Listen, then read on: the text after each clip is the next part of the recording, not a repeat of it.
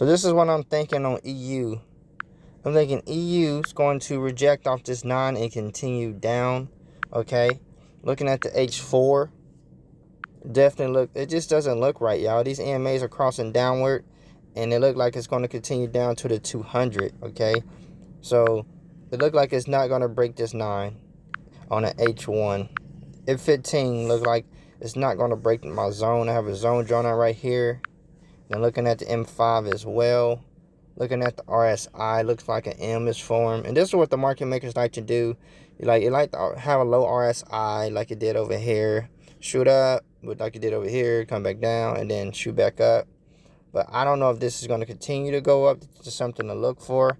But I overall think if you're going to trade EU on a buy, you definitely want to wait until it breaks the 9 EMA up here. Okay. So if it does close above, I definitely would buy. But if it doesn't close above, I'll definitely wait. Because the market makers like to be tricky. Like I said, it might touch this 9 and spike all the way back down. Okay. Spike all the way down to where the zone was down here. Okay. It happened before. So what typically happens on the left happens on the right. So this is something to keep in mind. Okay. So I did a vertical line. Sorry. Hold on. Give me a second. Did a horizontal line. So right about here. Okay. And then let me delete this one. There we go. And I'm pretty sure that's where it dropped on H4. Yeah. So this would be the support. And that's like you can tell the 200's right there in this site. The only good thing I would say, it did bounce off to 20, but I definitely would like for this to break the 20, come down to the 50, okay? That's what it did previously. And then I think that would be a good trade. And RSI on H4 definitely would be low too, because right now it's hovering 43. I would like for this to at least hit the 30s, or see what did just happen. I was right here. So yeah, I like it for at least to hit the 30s before actually entering in on this trade. Okay, so let's go to GU. Obviously it's kind of the same thing. GU looked like it shot up, but more than likely it's going to head back down. Let's look at it on H1 time frame. So it does look like it's trying to head up. Okay, now if GU breaks these EMAs and closes above, then yes, it will shoot up. But that's just something to look for. I don't really trade this pair. And see, the 200 is right here, okay? 200 is right here. So there's something else to look for. And RSI is hovering 64. So this might continue down as well. Looking at UJ. Okay? So UJ... Let's go to the higher time frames first. Let's look at it on an H4. So earlier on UJ definitely looked like it was forming a W, okay? And it might still be forming a W on UJ. But the thing about UJ is, you know, it's one of those pairs where you just really never know. Like it'll go up and then it come down. It goes up and then it comes down. Like here, came up, hit this resistance zone. That's like a perfect resistance and it shot down. So if it doesn't break the zone here, this resistance zone here, then obviously it's going to come back down. Okay, but it should come off this 9 and shoot up. That's just something to wait and see.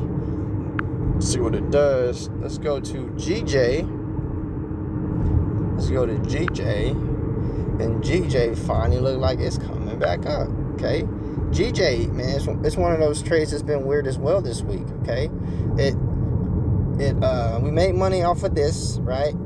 So let me see. When did we trade GJ? I think this was yesterday when we traded GJ, because on the H1, yeah, see on the H1 we was waiting for it to bounce off this 200, and obviously it did look like it bounced off this 200 EMA, and it honestly looked like it's about to head to the stars and the moon at this current moment. Okay, but if you wasn't GJ, as you guys can tell, it was been very, very, very tricky. So bounced off to 200, broke the 9, broke the 20, consolidated, wicked all the way down to scare traders, right? and then obviously looked like it closed above, and then it consolidated some more, was underneath, then finally shot up. And I don't know why GJ's been doing this, but for some reason it'll consolidate and then it'll finally head up like it's doing right now. So GJ actually looks pretty good to continue to go up to this resistance zone here. Okay, that's what I'm thinking on GJ. And looking at the daily, so yeah, the daily definitely just bounced off that 9 EMA. Okay, let's go to, for y'all that like to trade gold. Gold also looked like it's respecting the 9 EMA. And looking at an H4, it honestly looks like GJ. It looked like it keep touching this 50 and going up. Okay, I mean, look at that.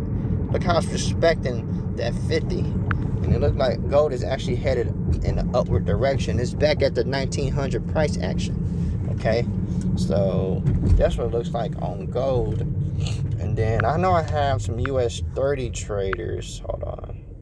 Let me go to one of my other, go to this account here. So let's do the indices, NAS 100.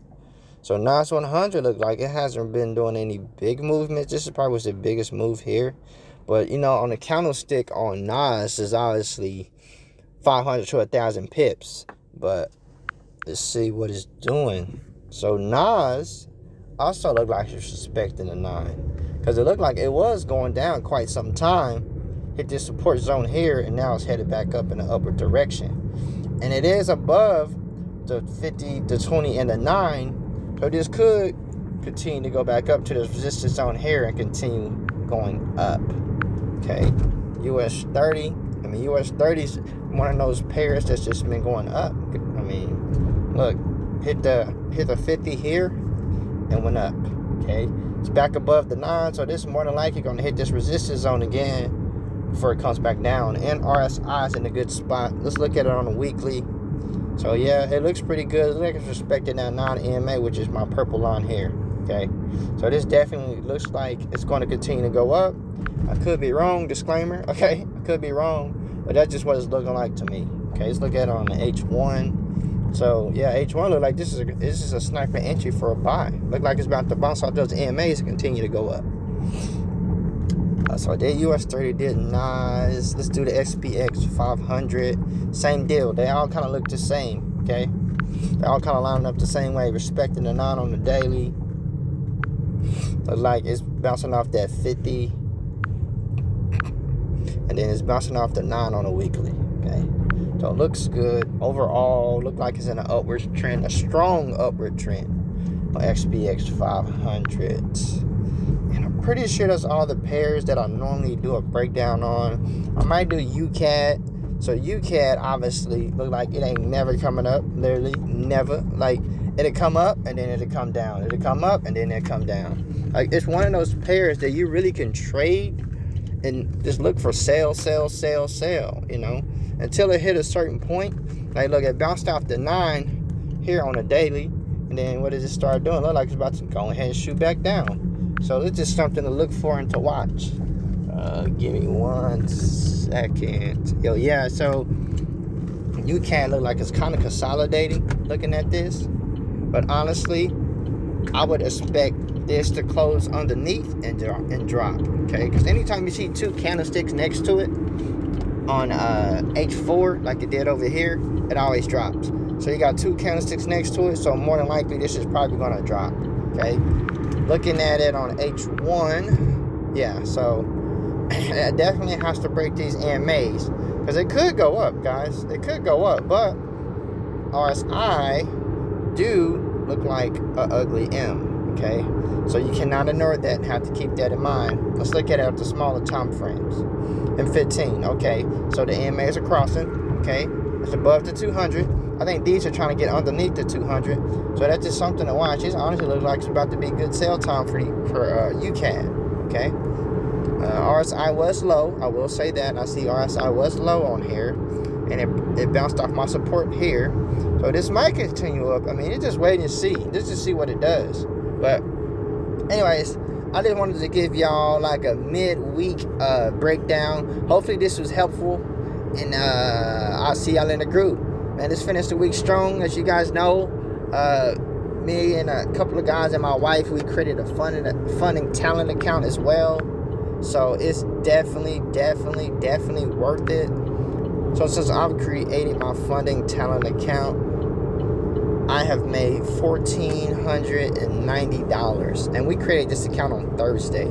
So I've already made almost $1,500 within less than a week. Okay, it'll be a week tomorrow, not including holidays.